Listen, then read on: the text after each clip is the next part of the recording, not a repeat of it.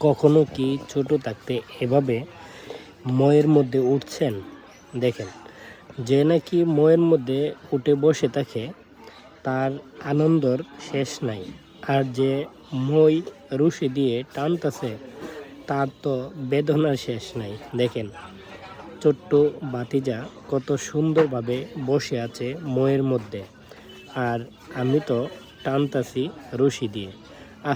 আমার যে সকাল সকাল শীতের মধ্যে আসলে ভালোই লাগছে। আর ছোট্ট ভাতিজা দেখেন কত সুন্দরভাবে বসে আছে ময়ের মধ্যে, আর আমি রশি দিয়ে টানতেছি। দেখেন, দৃশ্যটা কিন্তু দেখলেও খুবই ভালো লাগে। গ্রামের দৃশ্য কার না ভালো লাগে দেখতে, সবারই কিন্তু ভালো লাগে। এই যে দেখেন কত সুন্দরভাবে এই ভাতিজা বসে আছে, দেখেন।